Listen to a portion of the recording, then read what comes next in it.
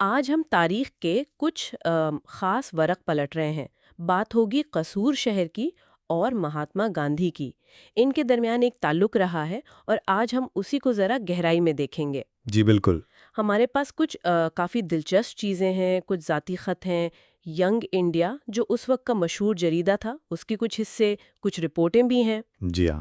یہ سب مل کر نا اس رشتے کی ایک آپ کہہ لیں ایک مختلف تصویر دکھاتی ہیں، کہیں کہیں تو حیران بھی کرتی ہیں۔ بالکل۔ تو آج کا مقصد یہی ہے کہ ان ذرائع کو کھنگالیں، سمجھیں کہ اس وقت قصور میں کیا چل رہا تھا اور ان چیزوں پر گاندھی کا رد عمل کیا تھا۔ اور یہ ذرائع اہم اس لیے بھی ہیں کہ یہ ہمیں صرف ایک رخ نہیں دکھاتے، مطلب گاندھی کے اپنے خط وہ ان کی ذاتی سوچ بتاتے ہیں۔ اچھا۔ پھر ینگ انڈیا کی رپورٹیں وہ ایک طرح سے عوامی بیانیہ سامنے لاتی ہیں۔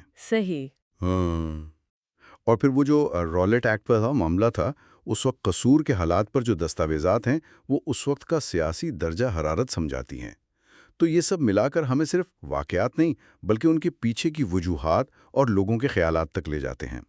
چلیں تو پھر شروع کرتے ہیں 1919 سے۔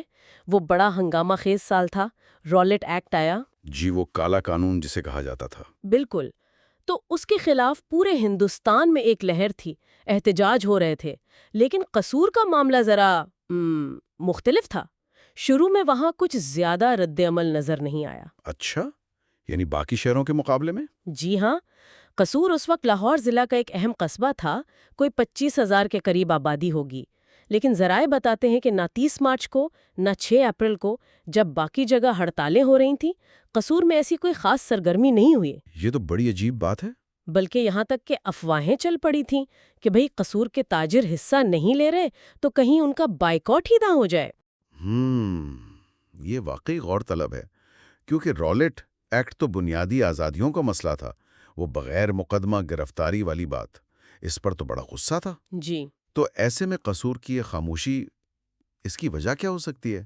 شاید وہاں کے تاجروں کے اپنے مفادات ہوں یا مقامی سیاست کچھ اور طرح کی ہو سکتا ہے۔ ممکن ہے کہ شروع میں احتجاج منظم نہ ہو پائے ہو، لیکن یہ بات اہم ہے کہ قومی تحریکیں بھی جب مقامی سطح پر جاتی ہیں تو ان کا رنگ بدل جاتا ہے۔ صحیح، لیکن یہ خاموشی پھر ٹوٹی۔ 11 اپریل 1919 کو حالات نے کروٹ لی۔ اچھا، کیا ہوا اس دن؟ پتہ چلتا ہے کہ نادر علی شاہ نام کے ایک صاحب تھے، ان کے ساتھ کچھ اسکول کے لڑکے اور ایک استاد بھی تھے۔ انہوں نے ایک طرح کا ہجوم بنایا اور بازار میں دکانیں بند کروانا شروع کر دیں۔ اچھا، یعنی زبردستی؟ رپورٹ میں لکھا ہے کہ کئی دکاندار ہچکچائے لیکن ہجوم دیکھ کر بند کر دیں۔ پھر اسی دن شام کو ایک جلسہ بھی ہوا۔ جی ہاں۔ شروع میں جو مقررین تھے، غالباً وکیل، انہوں نے تو امن کی بات کی، لیکن ان کے جانے کے بعد نادر علی شاہ نے ذرا سخت تقریر کی۔ اوہو۔ اور اسی گرما گرمی میں قصور خبر پہنچی کہ گاندھی جی کو گرفتار کر لیا گیا ہے پلوال میں۔ اوہ، یہ تو پھر مطلب ماحول اور بگڑ گیا ہوگا۔ گاندھی جی کی گرفتاری کی خبر، وہ بھی ایسے موقع پر جب پہلے ہی تناؤ بڑھ رہا تھا۔ جی بالکل۔ یہ تو اکثر آگ پر تیل کا کام کرتی ہے۔ بڑے لیڈروں کی گرفتاریاں عوام کو اور بھڑکا دیتی ہیں۔ تو نادر علی شاہ کی وہ تقریر اور یہ خبر، یہ مل کر قصور کے لیے ایک اہم موڑ ثابت ہوئے ہوں گے۔ شاید اسی لیے آگے چل کر کچھ ناخوشگوار واقعات بھی ہوئے، اور ان واقعات کے پرتشدد پہلو کا ذکر ہمیں ملتا ہے گاندھی کے ایک ذاتی خط میں۔ یہ خط انہوں نے کوئی سال بعد لکھا، 13 مارچ 1920 کو M.R. جیکر کے نام۔ اچھا، ذاتی خط میں؟ جی، اور خط کے آخر میں ایک پوسٹ سکرپٹ ہے، مطلب خط لکھنے کے بعد جو اضافی نوٹ لکھتے ہیں اس میں وہ قصور کا ذکر کرتے ہیں۔ کہتے ہیں کہ وہ قصور پر ایک نوٹ شامل کرنا چاہتے ہیں، لیکن انہیں اپنے الفاظ ذرا نرم کرنے ہوں گے۔ نرم کرنے ہوں گے؟ کیوں؟ وہ انگریزی میں لکھتے ہیں، میں ترجمہ کر رہی ہوں، میں حاشیے میں قصور کے بارے میں ایک نوٹ دیکھ رہا ہوں، لیکن مجھے ہجوم کے رویے پر اپنے تبصرے کو نرم کرنا ہوگا۔ قصور کے ہجوم نے انتہائی شرارتی انداز میں کام کیا اور ہمیں یہ واضح طور پر تسلیم کرنا چاہیے۔ انتہائی شرارتی یعنی موسٹ مسچیویسلی، یہ تو کافی سخت لفظ ہے۔ جی ہاں، بہت نقصان دہ بھی کہہ سکتے ہیں، لیکن فوراً ہی وہ اسے ٹون ڈاؤن یعنی نرم کرنے کی بات بھی کر رہے ہیں۔ یہ تضاد بڑا دلچسپ ہے۔ یہ واقعی بہت اہم نقطہ ہے۔ آپ دیکھیں، نجی سطح پر ایک دوست کو لکھے خط میں وہ قصور کے ہجوم کے ایکشن کی سخت مذمت کر رہے ہیں۔ موسٹ مسچیویسلی کا مطلب صرف شرارت نہیں، یہ ایک طرح کی بدنیتی نقصان پہنچانے والی حرکت کی طرف اشارہ ہے۔ صحیح۔ لیکن فوراً ہی یہ احساس بھی ہے کہ عوامی سطح پر شاید ینگ انڈیا میں لکھتے ہوئے انہیں یہ لہجہ بدلنا ہوگا، نرم کرنا ہوگا، اور ساتھ ہی ذمہ داری بھی قبول کرنی ہوگی۔ We must make that clear admission. تو یہ کیا حکمت عملی تھی؟ میرے خیال میں یہ گاندھی جی کے سامنے جو ایک بنیادی چیلنج تھا اسے ظاہر کرتا ہے۔ ایک طرف ان کے اپنے اصول، اہنسا، عدم تشدد، جی۔ دوسری طرف ایک عوامی تحریک جس میں جذبات ہوتے ہیں جو کبھی قابو سے باہر بھی ہو سکتی ہے۔ تو نجی طور پر وہ سخت رائے رکھتے ہیں، لیکن عوامی سطح پر ذمہ داری قبول کرتے ہوئے نرمی اختیار کرنا، شاید اس لیے تاکہ تحریک کو اندرونی پھوٹ یا باہر کی تنقید سے بچایا جا سکے۔ یعنی ایک طرح کا توازن۔ جی، آدرشواد اور عملی سیاست کے بیچ ایک توازن۔ وہ سمجھتے تھے کہ ستیہ گرہ کے لیڈر کے طور پر عوام کے جو اعمال ہیں ان کی ذمہ داری بھی ان پر آتی ہے۔ یہ بات تو ہے۔ اچھا، اسی دور کے آس پاس قصور میں ایک اور واقعہ ہوا جس نے براہ راست انگریز انتظامیہ اور مقامی لوگوں کو آمنے سامنے لا کھڑا کیا۔ اچھا، کون سا واقعہ؟ یہ دسمبر 1919 کی بات ہے۔ ینگ انڈیا میں 10 دسمبر کو اس کی رپورٹ چھپی جو ٹریبیون اخبار کے ایک نامہ نگار کے خط پر مبنی تھی۔ ہوا یہ کہ مسٹر ماسٹن جو وہاں کے ایس ڈی او تھے، سب ڈویژنل آفیسر، یعنی علاقے کے ایک اہم افسر۔ جی، ان پر الزام لگا کہ انہوں نے 2 ہندوستانیوں پر تشدد کیا ہے۔ گاندھی جی خود اس معاملے کی تحقیق کے لیے قصور پہنچے ڈاکٹر پرسرام کے ساتھ۔ تشدد؟ کس بات پر؟ تفصیل یہ ہے کہ قادر بخش نامی ایک غریب سبزی فروش تھے۔ ان پر شک کیا گیا کہ انہوں نے دیوار پر خلافت تحریک کا کوئی اشتہار لگایا ہے۔ اچھا، وہ خلافت تحریک والا دور تھا۔ پہلی جنگ عظیم کے بعد ترکی کی خلافت بچانے کی مہم، انگریز حکومت اس سے کافی پریشان تھی۔ بالکل۔ تو ماسٹن صاحب نے مبینہ طور پر قادر بخش کو اسی شک میں مارا پیٹا، حالانکہ بعد میں پتہ چلا کہ اشتہار انہوں نے نہیں لگایا تھا۔ اوہو، اور دوسرے کون تھے؟ ایک دکاندار تھے غلام محمد، ان کے ساتھ بھی کچھ ایسا ہی سلوک ہوا۔ یہ تو اس وقت کی ایک تلخ حقیقت ہے۔ ایک طرف عوامی تحریکیں جیسے خلافت جو لوگوں کو جوڑے رہی تھیں، دوسری طرف انگریز افسر جو اکثر قانون ہاتھ میں لے لیتے تھے۔ جی، قادر بخش اور غلام محمد کے ساتھ جو ہوا وہ صرف ان 2 کی کہانی نہیں، یہ اس نظام کی طرف اشارہ تھا جہاں طاقت کا غلط استعمال عام تھا اور عام آدمی اس کا شکار بن جاتا تھا۔ لیکن اس کہانی میں پھر ایک موڑ آیا جب گاندھی جی نے اس میں دلچسپی لی۔ جی ہاں، ذرائع بتاتے ہیں کہ شروع میں تو مارسٹن نے ان الزامات کو مانا نہیں، نوٹسز کو ناگوار کہا۔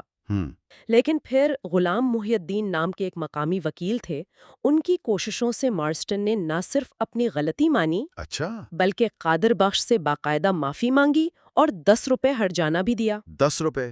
آج تو یہ کچھ نہیں، لیکن اس وقت ایک غریب آدمی کے لیے یہ رقم اہم ہوگی، اور اس سے بڑھ کر ایک انگریز افسر کا معافی مانگنا، یہ تو بڑی بات تھی۔ اور اس سے بھی زیادہ دلچسپ بات یہ ہوئی کہ مارسٹن نے خود گاندھی جی کو قصور بلایا۔ خود بلایا؟ کیوں؟ کہ آپ آئیں، صورتحال دیکھیں اور عوام کے سامنے وضاحت کریں۔ یہ تو کافی غیر معمولی بات تھی۔ بالکل غیر معمولی۔ گاندھی جی نے ینگ انڈیا میں اور بعد کی تحریروں میں بھی اس کا ذکر کیا ہے۔ انہیں قصور سے ٹیلی گرام ملا تھا کہ ایک مسلمان کو ایس ڈی او نے بہت مارا ہے۔ گاندھی جی فوراً سمجھ گئے کہ یہ معاملہ سنگین ہے، خاص طور پر جب ایک انگریز افسر قانون ہاتھ میں لے۔ تو وہ گئے قصور؟ جی، وہ قصور پہنچے، ماسٹن سے ملے۔ ماسٹر نے ان کے سامنے بھی اپنی غلطی مانی، معافی اور ہرجانے کی تصدیق کی۔